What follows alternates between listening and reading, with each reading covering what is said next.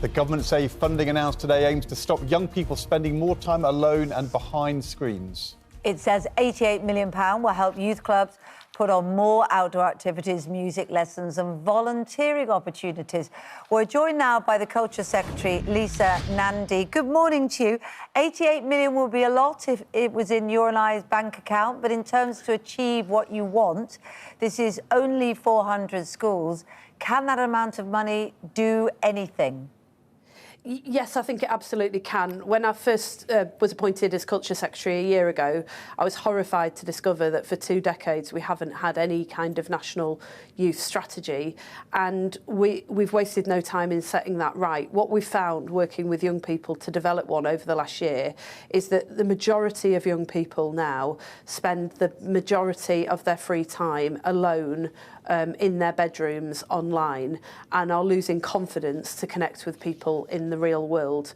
88 million, you're right, Kate, it's not going to solve every problem facing this generation, but this is the floor, not the ceiling of what we hope to achieve. This is a down payment from this government for our young people's futures, targeted at the young people who are furthest away from being able to access any kind of arts, music, sport, youth or outdoor provision at all. And there are many, many young people in this country right now who are in that position. We think it's absolutely essential that we don't wait, that we act. We'll do more later this year when we publish our National Youth Strategy. This is only the start.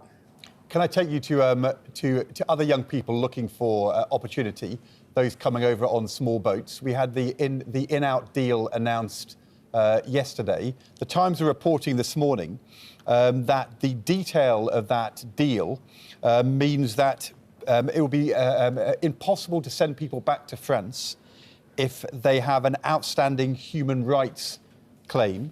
The Shadow Home Secretary says that means there's a loophole to be exploited. It will be completely unworkable. Does that hold the policy, this threat of legal challenge? No. So I don't know whether the Shadow Home Secretary is willfully or just misunderstood the policy and the deal that we've struck. But we are confident that the deal that we've made will allow us to return people. If they've got an outstanding asylum claim, if they make a human rights claim, that claim, of course, must be heard, but it will be heard in France, not in the UK. There is, of course, recourse to the courts, but we're speeding up the court process so that we can deal with that very quickly, get people returned to France, and any claim that they've got will be heard there. So we're not going to see a repeat of the Rwanda scheme where the courts blocked it? No, we've gripped all of these issues, and the Home Secretary has very painstakingly gone through this with her French counterpart to reach the deal that we struck. This is part of us rebuilding our relationships with countries like France and all over the world, because these are shared challenges. The only people that are profiting from them are the trafficking gangs who are making millions out of human misery, and we're working together, determined to tackle it once and for all. It's not helpful. Obviously, these briefings. Was it right for Angela Rayner to speak out and criticise these briefings? Did you welcome her intervention? Yeah, absolutely. I really welcome her leadership on this. And I think she speaks for all of us. We are, we've been through 14 years. Most of us in the Cabinet were elected at the same time as me, around 2010, Rachel and Shabana and Johnny and Bridget, and we've been through 14 years. We know what it's like to stand on the sidelines and not be able to affect change for the people that you represent. And we are absolutely focused on changing this country for the better and helping people to live the richer, larger lives that they deserve. And these stupid briefings that you see in the newspapers, they, who knows where they come from, but it needs to stop. It undermines the team and it undermines the country. It's pretty clear that Angela Rayner thinks they're coming from number 10. She says it's a matter of self-harm. These briefings about reshuffles to come and that your job being under threat. It's just not a good way to run a government, is it?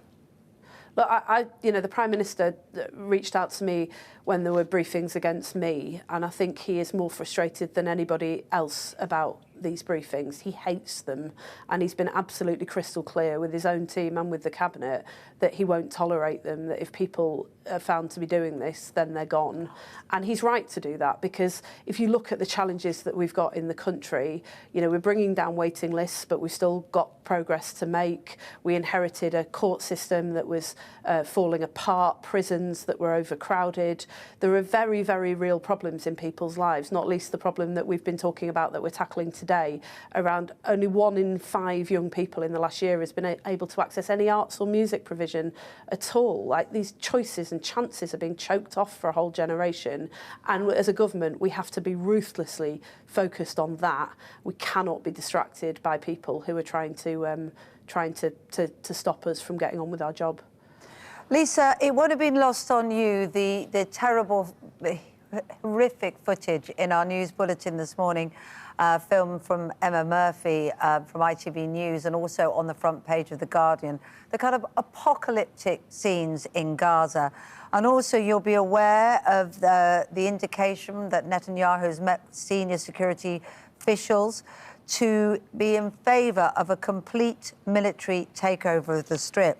As a former chair of Labour Friends of Palestine, how do you feel when you see that footage and hear that development?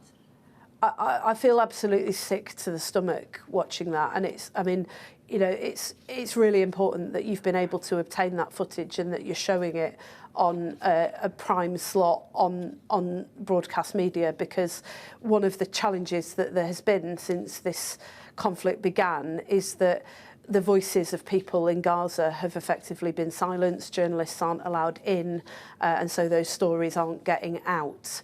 And as a government, we are absolutely opposed to any proposal around a takeover of Gaza. We've long opposed settlement building, which has made a two-state solution the only solution in the Middle East that offers the prospect of peace and security for Israelis and Palestinians, become a far distant solution prospect. And that's one of the reasons why the Prime Minister has taken the step he's taken in recent days, that signalling our intent to move with the French government to recognise Palestine, because it's an essential precondition of peace and of successful peace talks that you recognise that there are two parties here, that there must be two states, and that both Palestinians and Israelis have the right to their own self-governance and self-expression, and the right to live in peace and security. And so I think if we'd done this earlier, I think potentially we wouldn't be here. But it's really important now. There is a critical moment where world leaders need to step forward and act, and as a government, that's what we're doing. Lisa Nandy, Culture Secretary, announcing new investment in youth services today. Thank you for joining us this morning.